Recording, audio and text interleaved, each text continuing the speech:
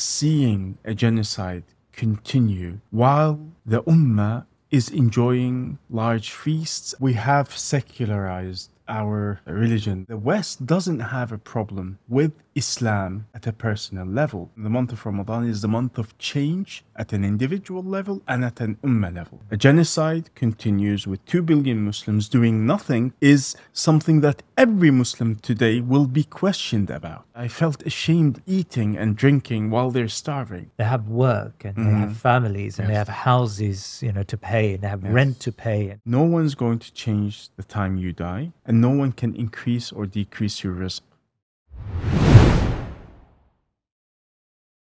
Ramadan is a month of reflection, self-improvement and connection with our Creator Allah subhanahu wa ta'ala. But the neoliberal, secular world around us tends to deregulate this month to the individual, as if our faith placed the demands of the personal above the demands of the ummah and seeking justice. How do we move beyond the secularization of our faith? How can we truly appreciate Ramadan for what it is, a transformational month for ourselves and for our impact upon the others around us? Now, to help us understand this discussion in greater depth, I am really honored to have back on the show Dr. Khalid El Awaisi. Dr. Khalid is from Hebron, Khalil in Palestine. He's a lecturer in the pioneering field of Islamic Jerusalem studies. He is the Associate Professor of Islamic History at the Social Sciences University of Ankara and the Executive Director of Islamic Jerusalem Academy. Dr. Khalid El Awaisi, Assalamu alaikum wa rahmatullah, and welcome back to The Thinking Muslim. Wa alaikum assalam wa rahmatullah. It's a pleasure being back on this show. Well, it's lovely to have you with us. And, Jazakallah khair for coming once again. Alhamdulillah, I know you have a very busy schedule of lecturing around the world. And it just so happens that you've come back to the UK in time for this show, which Insha'Allah we hope to get out for Ramadan. I, in the introduction, place this dichotomy between the personal and justice and ummah.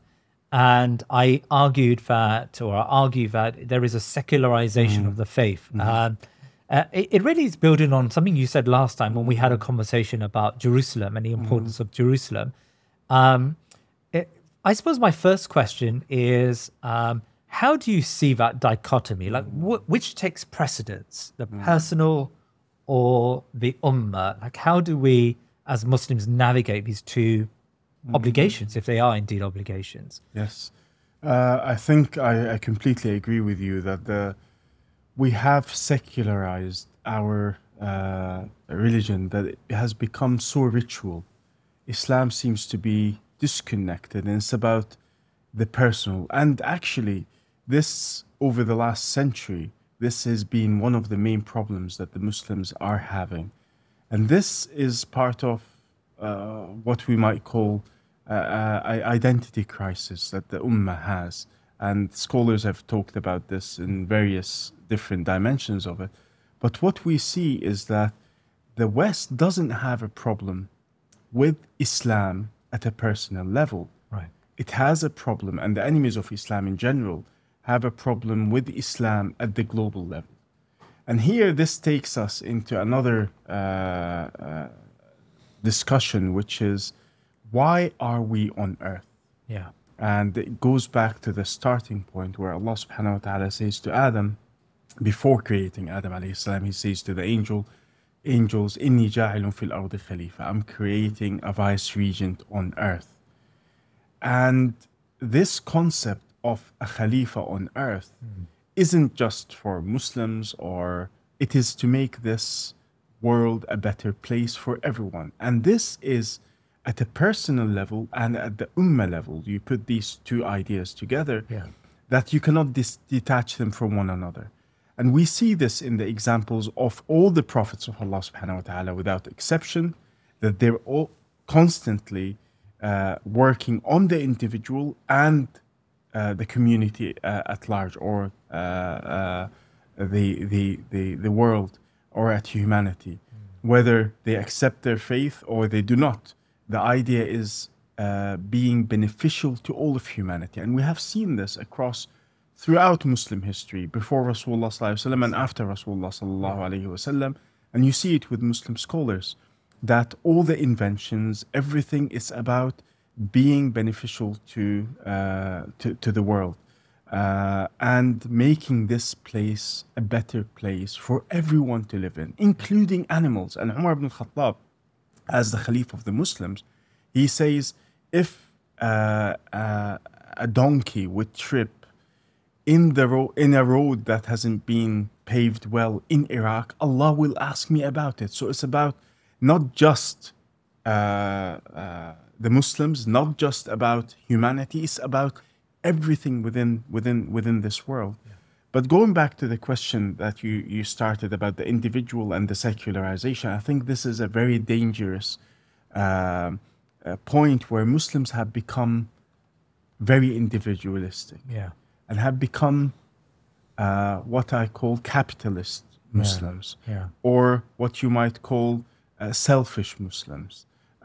We don't think about others. We're all thinking about how can I get more money, how can I enjoy my life, and this breaks away from the core that it's not just about the individual, it's about the family, it's about the community, it's about humanity as a whole, and what your purpose is. And this is why Rasulullah sallallahu alaihi wasallam constantly, even before his prophethood, he moved away into seclusion in Hira to try to ponder why society is so corrupt.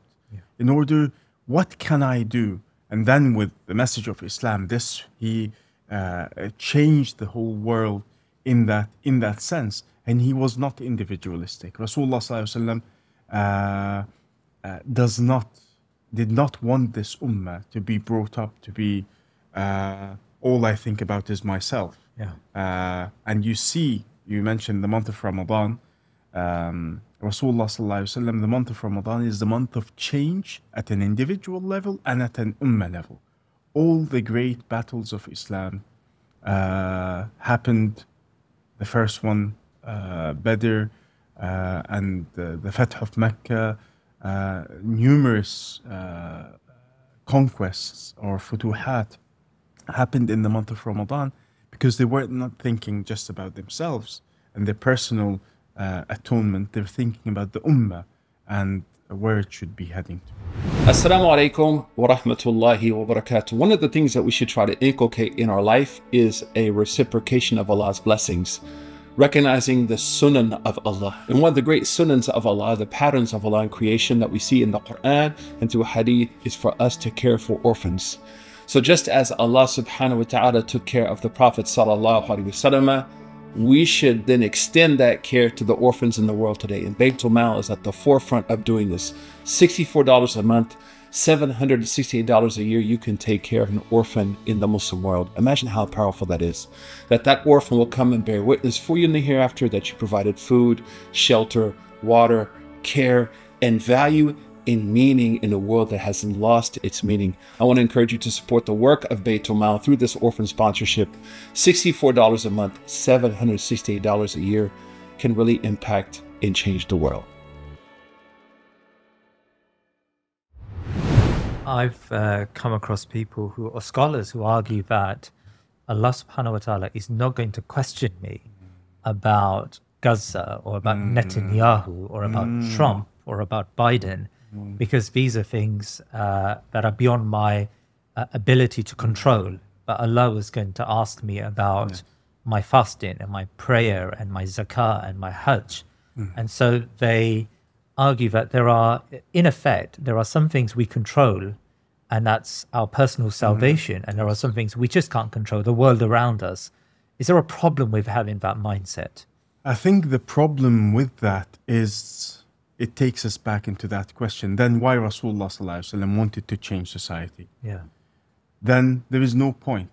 And there is a sense of that where Allah subhanahu wa ta'ala says in the Quran, "O you who believe, you are accountable only for yourself. It will not harm you if someone chooses to deviate as long as you're rightly guided." So in a sense, you are responsible for yourself. Yeah. But what we have missed out is this is not your role, the role of the ummah as a whole. And there is something in Islam called fard kifaya. as long as someone is doing it, then you're not required to do it. The collective obligation. Yes. So this collective obligation, no one's doing today. So in a sense, it becomes immediately upon every Muslim fardu ayn, which means that is obligatory until it is fulfilled, that then you can say, well, this is not my role. And we talk about this in the context of Gaza. A genocide continues with 2 billion Muslims doing nothing is something that every Muslim today will be questioned about. Right. You put that in the context of the role of a Muslim in society, and if we're unable to change the course of history, then there's a hadith that really is very scary. And over the last year, this is a Sahih hadith in Sahih Muslim, that the Prophet of Allah subhanahu wa ta'ala on the Day of Judgment, something that every Muslim would like to drink from the hand of Rasulullah sallallahu alaihi wasallam on the Day of Judgment. And Rasulullah says that a group of my ummah will be approaching, and then the angel will snatch them and throw them in the hellfire. And immediately Rasulullah intercedes and he says, they're part of my ummah. And Allah says to him, لا تدري ما أحدثوا من بعدك. You do not know what they have done after you, in the collective sense. And this really scares me, that the ummah for the last 100 years has really gone astray. And this is a personal responsibility and a collective responsibility. And I think you cannot dismantle these. Allah, yes, will ask you about your the things that He has required you to do. But in terms of why are you on earth, it's not, and that's why Rasulullah says, none of you will enter Jannah because of your action, in terms of your Ibaadah. Yeah. It is the mercy of Allah. And Rasulullah puts it in another context. You see the importance of making a difference on the collective level. And this is why sometimes you need leadership, but with the ummah for the last century, without a leadership, with 57 Muslim states, with different alliances to various different powers, this ummah has lost its direction. And one important thing that we see from the Sahaba after Rasulullah, before they buried Rasulullah, they chose Abu Bakr as his successor, as his Khalifa. Yeah. Because with this becomes fard ayn. It becomes an obligation. Without it, you don't know which direction you're. And this ummah is completely today doesn't have a direction, because there is nothing that unites a Muslim. And this was part of the, unfortunately, Western powers against the idea of a unity amongst Islam. Lawrence of Arabia talks about this openly in his book, that we should turn the people away from Hajj to Mecca to nationalism to Damascus. And he talks about this openly. And this is where we have shifted away from this particular concept of a unity with one direction into so many directions without a purpose. I'm interested in what you say. There's a few strands that I want to pick at in terms of what you say. Firstly, ability, because you've said that this obligation to our ummah is a collective obligation, fard kifaya. Yes. But of course, every obligation comes down to, at least it depends on our ability to discharge that obligation.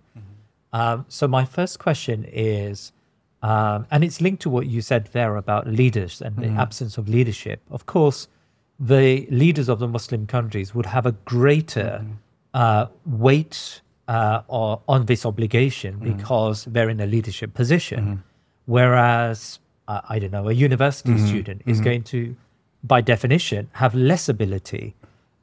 So does the obligation in your mind become lessened, if not lifted, because we don't have access or capability like those scholars or leaders or businessmen who may be multi-billionaires they have on the next. Is there effectively a gradient of capabilities? This question, what will I leave behind me? What will my legacy be? And I think this is a question that every Muslim needs to ask themselves.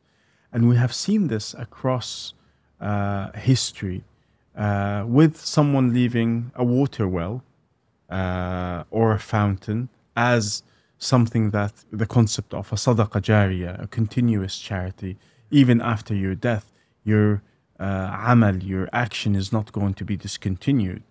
And you see this with inventions like Ibn al-Haytham's or Ibn Sina's or different, but people have different abilities, and I think we need to acknowledge that. Yes. And you have this different gradient that you did talk about, but the question for each individual is what, and these are the ultimate questions that every human has asked. Why are we on this earth? Where did we come from? And where are we heading to?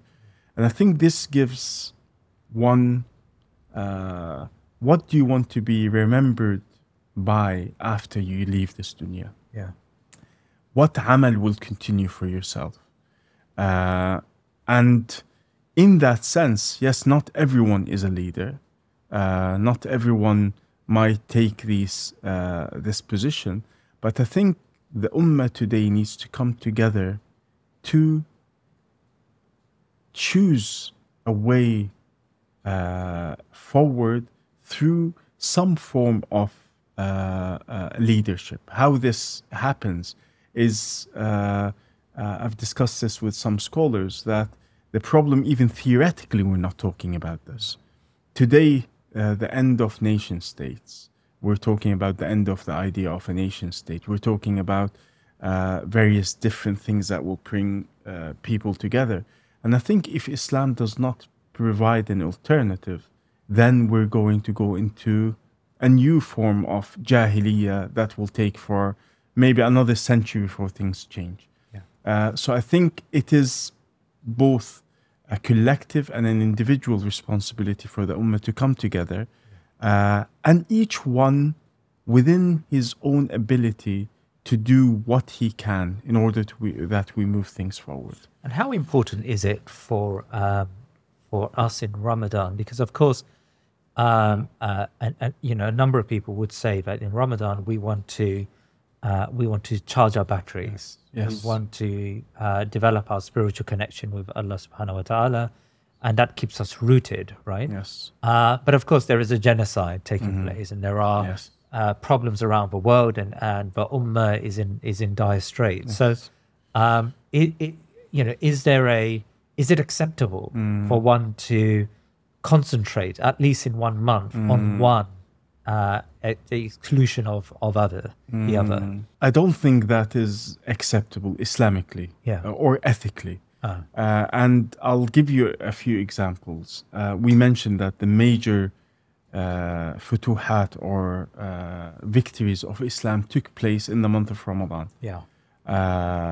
And this, you can see it from Ain Jalut to the Fath of Andalus to the Fath of Mecca, to various different things. And if it was the month of Ramadan is the month of change, I completely agree. But it's both at an individual level and at the ummah level. Right.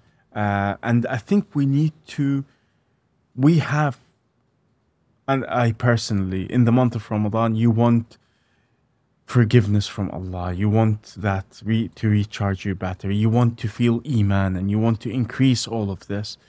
But at the same time, we have neglected, and last Ramadan was one of the most difficult, seeing a genocide continue while the ummah is enjoying large feasts and the Muslims are dying out of hunger. That does not befit the ummah of Muhammad. And if you put that in this context, actually, I felt ashamed eating and drinking while they're starving. Yeah. And that discontinuity between the individual and his ummah, and this selfish Muslim that is within us, I think we need to move away from that. Right.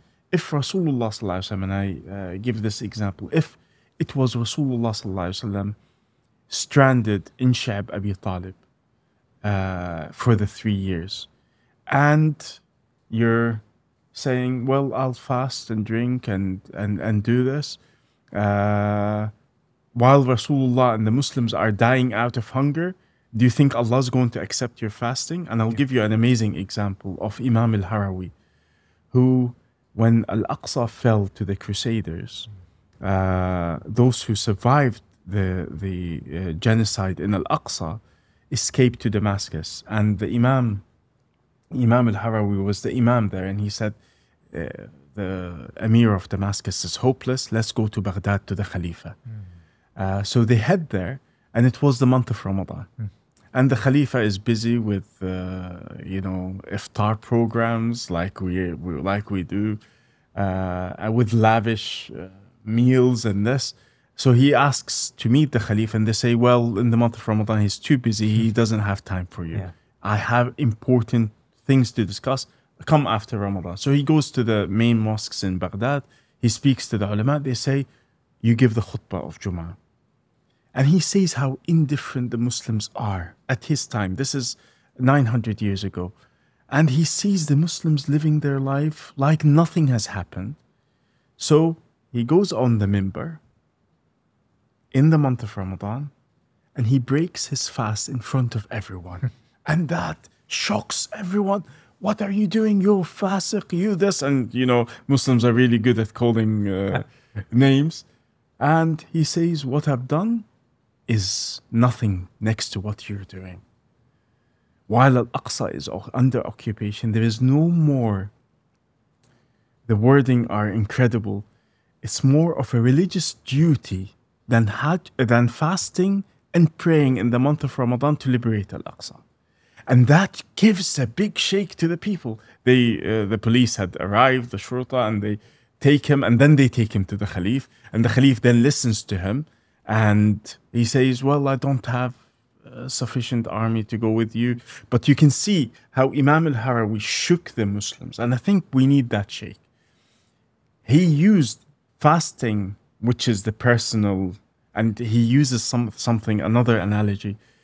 To break your fast in the month of Ramadan deliberately, the kafara, to atone for it, you have to fast 60 continuous days. But what is the kafara of the ummah? What is the atonement when Al-Aqsa is under occupation? And he wanted to make that analogy. I'm willing to fast 2 months continuously, but I want you to wake up. And it wasn't just him. All the people that came with him, he told them, break your fast in front of everyone. So he would make that scene. And I think this is, if Rasulullah sallallahu alaihi wasallam was with us today, would he be happy with the status we're in? And I asked this to students and to the audience, is any Muslim today happy with the situation of the ummah?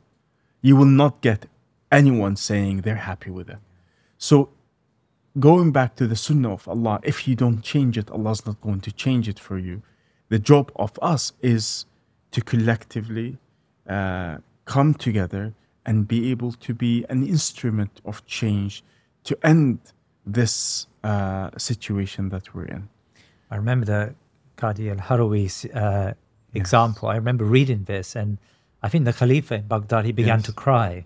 And he said something like, the worst weapon of a believer is to cry when the rapiers of war fight. I think it's a fantastic example, actually, to raise here.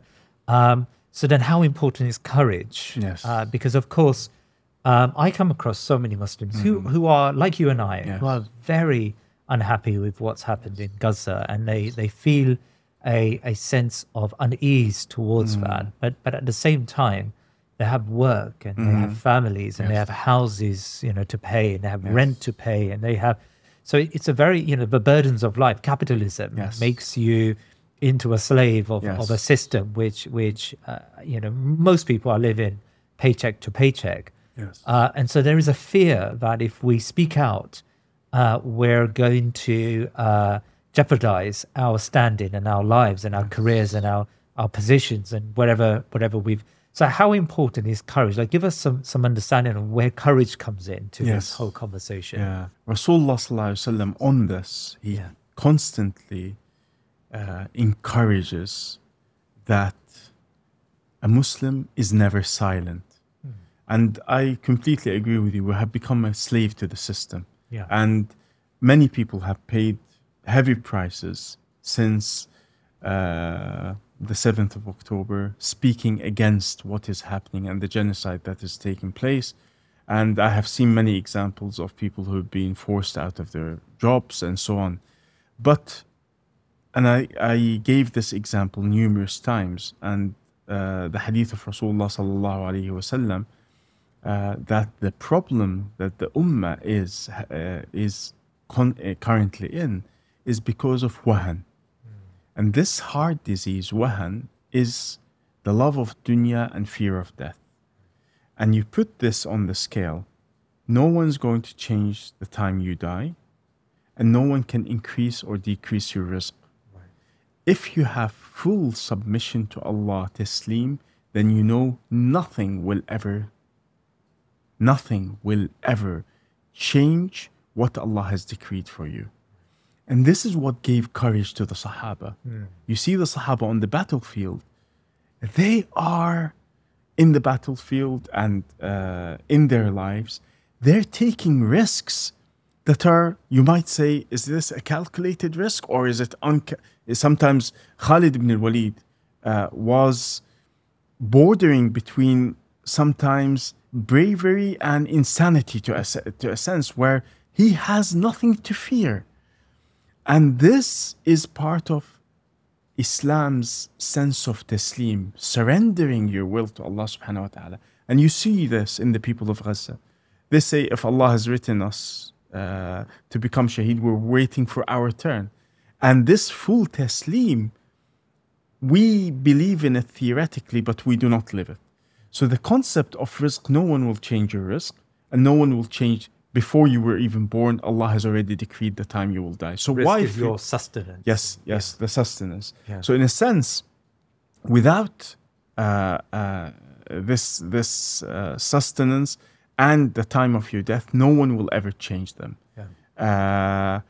But this should then give you courage that if you do not fear death or rizq, sustenance, then you are able to stand up against the tyrants. And Rasulullah sallallahu alaihi wasallam says the greatest أعظم الجهاد, the greatest jihad is to stand in front of a tyrant and tell him off, and he kills you. And you might say, well, this is really stupid. But the idea is that you never accept injustice. And that's why Rasulullah ﷺ says, a believer would never be silent. If you see an injustice, you change it with your hand. You stand up and you stop it. If you're unable to do that, then you do it with your tongue, so you speak against it. If you're unable to do that, then the minimum is to dislike it with your heart. But Rasulullah says this is the lowest form of Iman. And this is not something that Rasulullah wants you to be at. He wants you to change it with your tongue. You stand up against an injustice and you speak against it, or you stop it with your hand. And we see these examples that courage is something that Islam instills in you. But today, and I sadly say this, Muslims have become very passive, afraid, as you have described them within this capitalist society where we don't want to take risks. And this is a big problem. And you see dua of Umar ibn Khattab, and this dua really is incredible. He says, Allahumma inni a'udhu bika من جلد الكافر وعجز المؤمن. I seek refuge in Allah from the inability of a believer and the ability or the striving of a disbeliever. And you see this on numerous aspects. And when Umar ibn Khattab becomes a Muslim, the Muslims are hiding in the house of Al-Arqam. And he says to them, are we not on the right path? They say yes. Are they not on the wrong path? Yes. Then why do you accept to be in this position? Stand up. And Umar changed, one individual changed the face of Islam in a sense. Yeah. So in that, the courage that is needed is something that Islam instills in us and gives you guarantees that nothing will happen unless Allah has willed it. And Rasulullah, and I'll finish with this dua, with this hadith of the Prophet ﷺ telling a child, a young boy, Ibn Abbas, he says to him, I want to teach you a few words. Protect Allah, Allah will protect you. Protect Allah, Allah will, you will find Him by your side. If you ask, only ask of Allah. If you want help, seek it only from Allah. And know, if the whole world was to gather against you, to harm you, they will not harm you unless Allah has decreed it for you. And know, if the whole world was to gather to bring you a single benefit, they will not benefit you unless Allah has decreed it for you. And he says the pens have been lifted and the ink has dried, meaning the concept of predestining. So this linked with a saying of the great awliya, show Allah the best in you. And this is something I think has given the Sahaba courage, and I think the Ummah and we today need that courage. That's really, really fascinating. So show Allah the best in you. So yes. What does it mean then to be a good Muslim? Like, just paint me a picture of an ideal Muslim. Yes. An ideal Muslim is not someone who is in constant state of worship, which is how we picture someone who stands up and makes tahajjud for 10 hours a night. You need this for the self-discipline. This is how Rasulullah taught the Sahaba. Yes. But he taught them this in order to be an agent of change in the world. Right. You need that discipline to change. But Rasulullah ﷺ, the Sahaba of who is a good Muslim, they say to Rasulullah ﷺ, when we are with you, our iman is so strong. And when we go home and we go back to our lives, our iman goes down.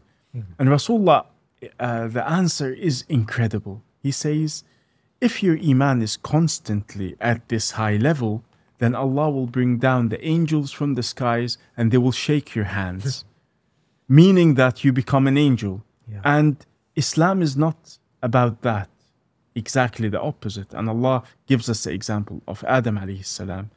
And Rasulullah says, every son of Adam, every child of Adam is a sinner.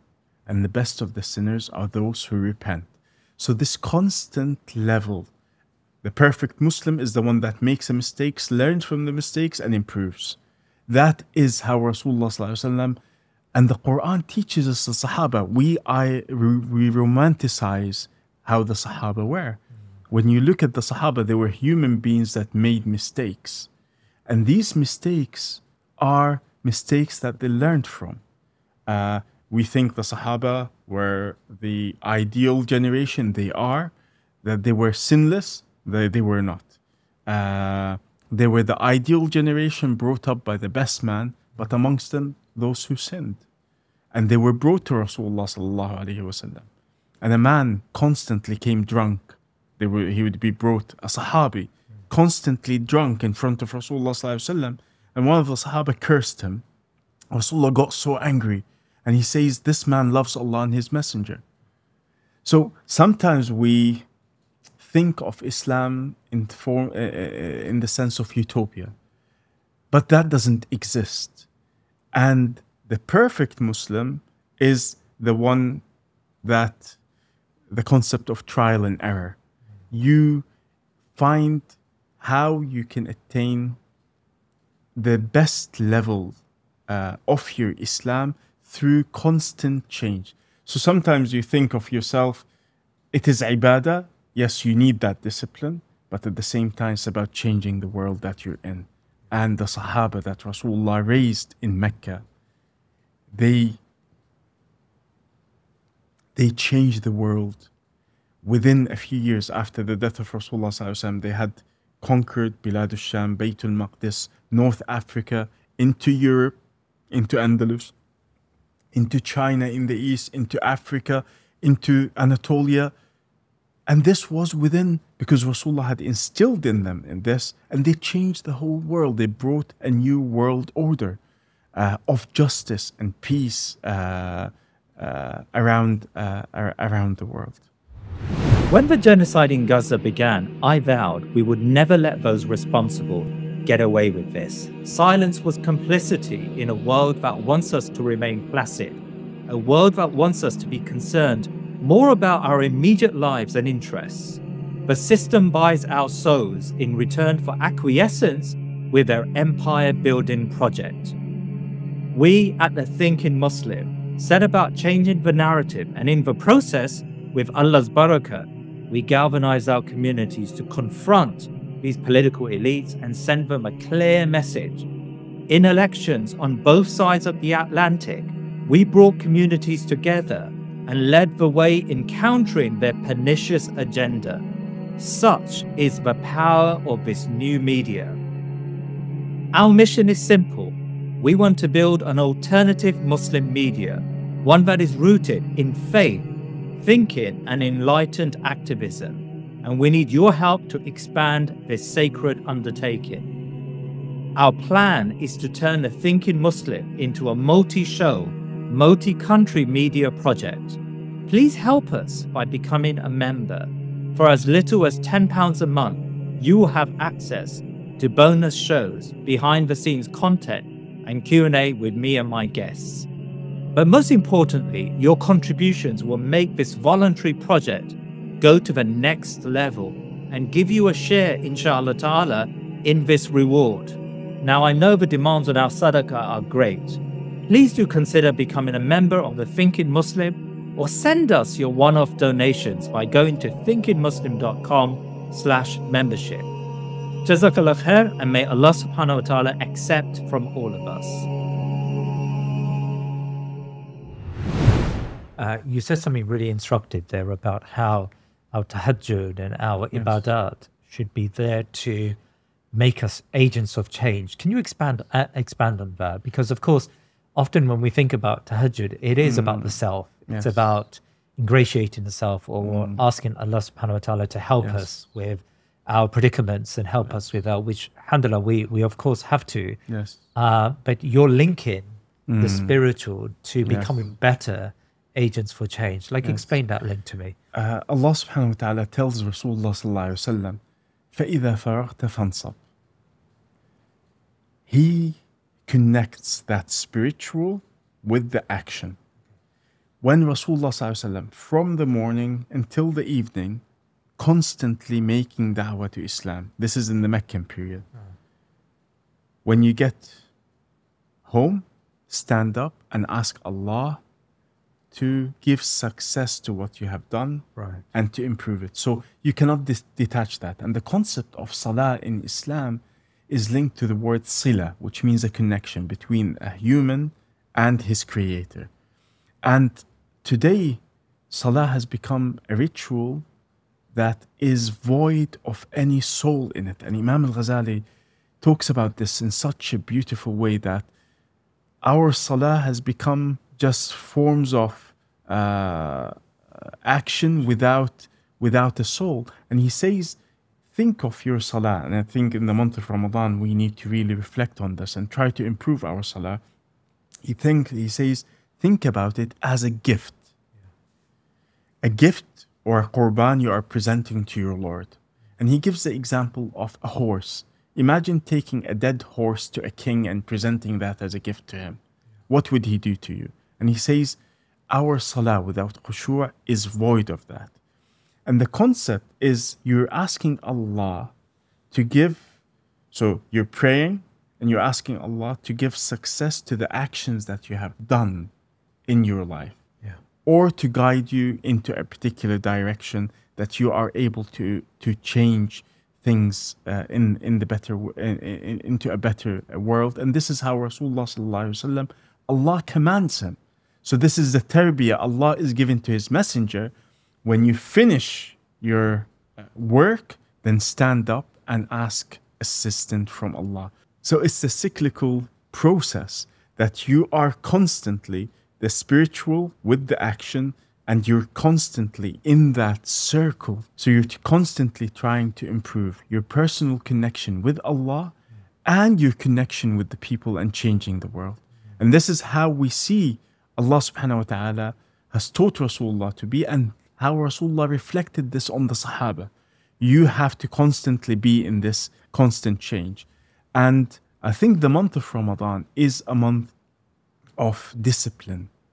And it should help us to improve our relationship with Allah and our relationship with the creatures and the creation of Allah subhanahu wa ta'ala, and make this world a better place for everyone, for every soul within it. I wrote an article recently and I sent it out on my newsletter, Substack, and it was actually a talk I gave to students, motivating them to be active and to encourage them to get involved with Gaza work and activism. And of course, as you know, in fact, you were here as a student in Britain, there has been a shift amongst university students where I don't know if it is fair, but students become a bit more apolitical and quietist when it comes to activism. Anyway, I wrote this piece which I delivered to some students,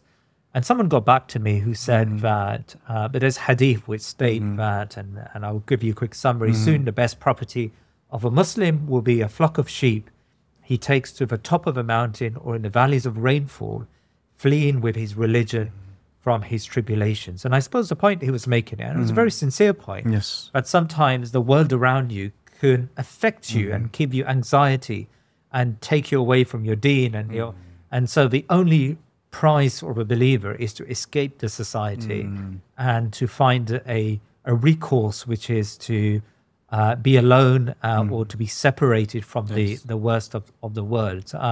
How do we, it's a hadith, so how do you respond to this? Yes, we all in our imagination think of ourselves on an island on our own, away from... I would love this. Yes. And as a child, this is something in my head, actually getting away from the world and just being away. That will happen, inshallah, in Jannah. You will enjoy that, inshallah. And I think our yearning to Jannah and coming from there, I think puts that in our fitrah, that we want to be away from all the problems and enjoy things away from people. But there is a saying in Arabic, Jannah without people, you can't set a foot in it. And Rasulullah sallallahu alaihi wasallam, in another hadith, he says, the one that deals with people and is patient from the harmness that they cause him is better than a believer that does not deal with people and is not patient, doesn't have sabr on the harm that they cause. And I think this hadith, if we continue it, it talks about a better than this is jihad in the way of Allah subhanahu wa ta'ala. So the sense of escaping is sometimes needed. And I think even in the life of scholars like Imam al-Ghazali, there was a stage in his life where he escaped society. And you need to move away and rethink your life. You need to get, at one stage in your life, get into a state of i'tikaf, where you rethink and you model the life that you would like to live in. So it's needed. Rasulullah went through that himself, and it's part of our fitrah. But Rasulullah then decided, he came down from the cave and he engaged with the people. And it was very harmful for Rasulullah sallallahu alaihi wasallam. And he went into very difficult times in his life, dealing with people and being humiliated and crying to Allah subhanahu wa ta'ala. And you see this, and we say the best example to us is Rasulullah sallallahu alaihi wasallam. If that was what Rasulullah sallallahu alaihi wasallam would always tell us to do, maybe there is a stage in your life where you need to escape, rethink your life, but it's not about living away. You have to come down and challenge and change the world that you're living. And this is what we learn from Rasulullah sallallahu alaihi wasallam. You go down and you fight and you challenge and you change the world to a better place to be. And this is what Rasulullah sallallahu alaihi wasallam achieved. This is what the Sahaba, may Allah be pleased with them, achieved. This is what we have seen throughout Muslim history, is this constant struggle with the system that has been established, and changing it and taking it back to how Allah would want us to live our life in this dunya. One final question for you. When we engage with the world, activism, society, justice, we want to change the world around us, inevitably we're going to find faults in ourselves. We're going to find imperfections, sometimes big imperfections in ourselves, impatience, egoism, maybe, these personal traits which may take you astray from the right way of doing things, or make you feel that you are at the center of the work because you're gaining results. How do we reflect and build a mentality where we reflect on these problematic traits within us that we all have? Like, what are the mechanisms that Islam gives us to self-renew when we create these frictions between the world around us and ourselves and our nafs? Yeah, wallahi, these are very deep questions, and I was discussing this with some brothers recently, and it is really a problem for ourselves, and how do we move forward? And the answer that I personally went through growing up and having these problems is, you get to a point which Imam al-Ghazali talks about in his books, is you get to a stage where you're doing it solely for Allah. Whether you're praised or whether you are criticized, it doesn't make a difference, because your goal is Allah's pleasure with you, Allah being pleased with what you're doing. But the thing is, some people will say, then I should stop, I shouldn't do it until I perfect myself. There isn't a perfect individual. Right. And I think this is part of the struggle. Yeah. We need to constantly get into that jihad with the nafs. And this is a very difficult thing. Sometimes, yes, ego comes into the place. I want position, form of leadership. I want this, I want that. And I think the best way to do this is to bring humility to yourself. And we see this across the ulama when they, one beautiful example is a modern example, Sheikh Sha'rawi of Egypt. And when he felt, wow, I've become a minister of Awqaf, and he told his driver, stop. And he went outside the masjid. He went down and he disappeared for about half an hour, 40 minutes. And he started looking for him, and he was cleaning the toilet.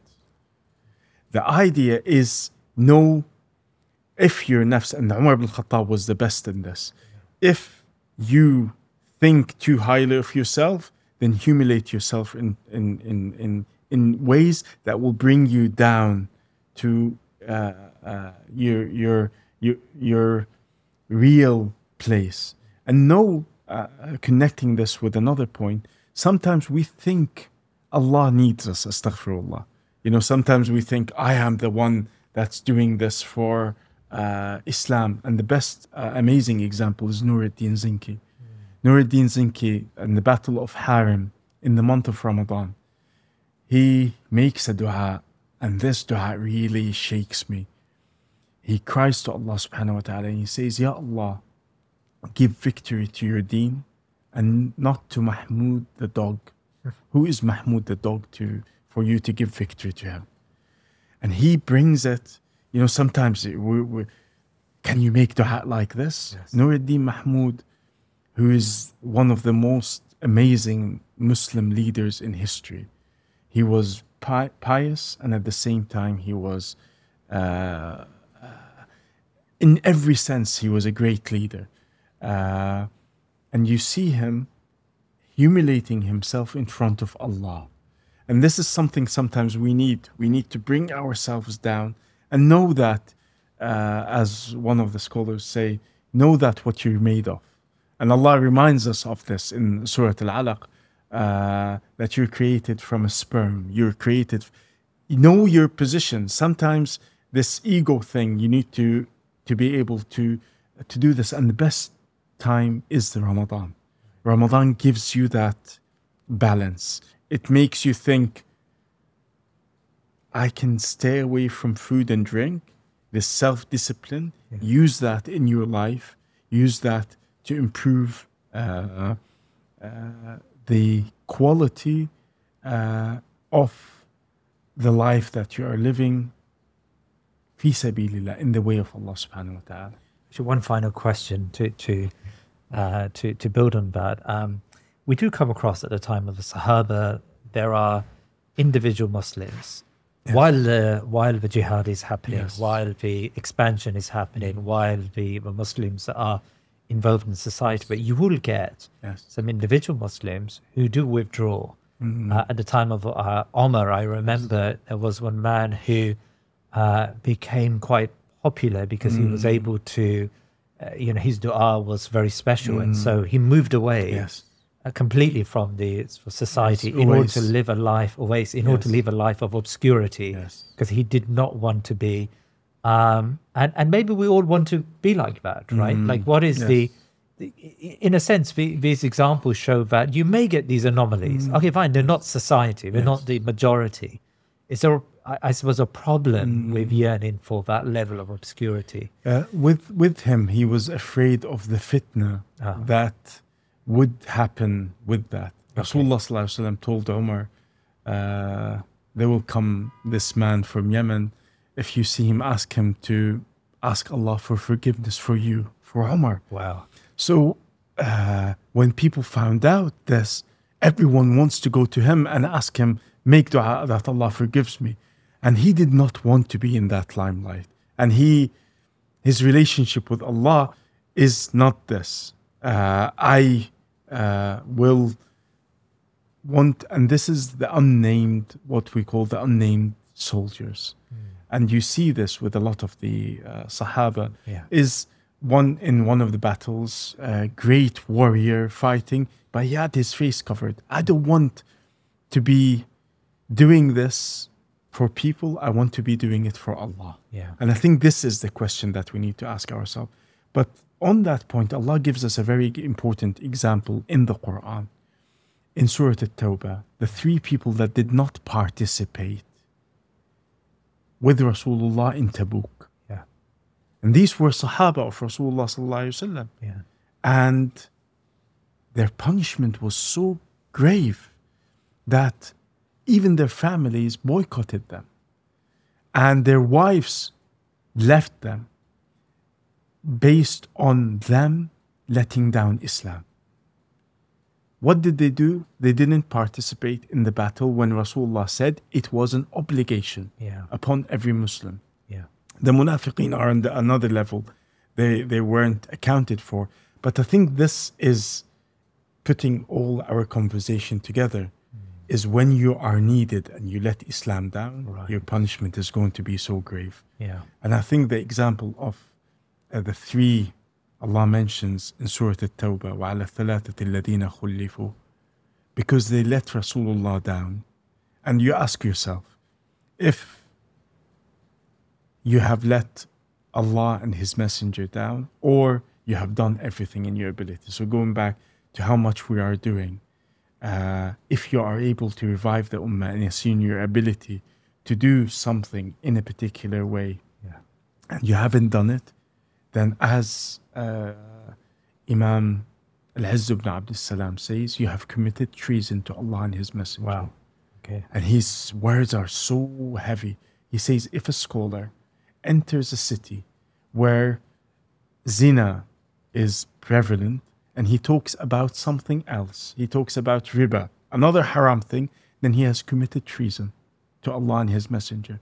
And I think this is, everyone needs to find that balance. But within our conversation today, we've been thinking out loud. So some of the thoughts maybe need a little improving and need maybe to be thought. And your podcast being the Thinking Muslim, we've been thinking together. So I might not have answered some of the questions in the right way, but I hope it opens a way for us to think outside the box and to think, what can we do? And for each one of us to strive in that process of thinking and pondering and seeing how we can improve our personal, the ummah, and humanity at large. And I think this is why Allah has created Adam and humans, is to put the three together. And without this connection, I think our lives are meaningless. And Insha'Allah, Allah guides us into, and we make this dua every day, Ihdina as-sirat al-mustaqim, guide us to the straight path. And may Allah subhanahu wa ta'ala guide this ummah into the right direction, that we go back to what our role is the leadership of humanity. Inshallah. Inshallah. Well, look, I think really this has been a thought-provoking conversation. I'm really glad to have this conversation with you today, and Jazakallah khair. Thank you so much for your time. Jazakallah khair. When the genocide in Gaza began, I vowed we would never let those responsible get away with this. Silence was complicity in a world that wants us to remain placid, a world that wants us to be concerned more about our immediate lives and interests. The system buys our souls in return for acquiescence with their empire-building project. We at the Thinking Muslim set about changing the narrative, and in the process, with Allah's barakah, we galvanize our communities to confront these political elites and send them a clear message. In elections on both sides of the Atlantic, we brought communities together and led the way in countering their pernicious agenda. Such is the power of this new media. Our mission is simple. We want to build an alternative Muslim media, one that is rooted in faith, thinking, and enlightened activism. And we need your help to expand this sacred undertaking. Our plan is to turn the Thinking Muslim into a multi-show, multi-country media project. Please help us by becoming a member.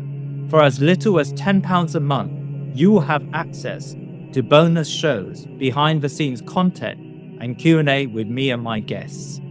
But most importantly, your contributions will make this voluntary project go to the next level and give you a share, Insha'Allah ta'ala, in this reward. Now, I know the demands on our sadaqah are great. Please do consider becoming a member of the Thinking Muslim, or send us your one-off donations by going to thinkingmuslim.com/membership. Jazakallah khair, and may Allah subhanahu wa ta'ala accept from all of us.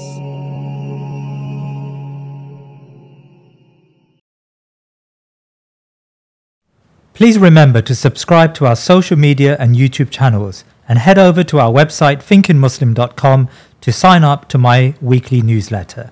Jazakallah khair.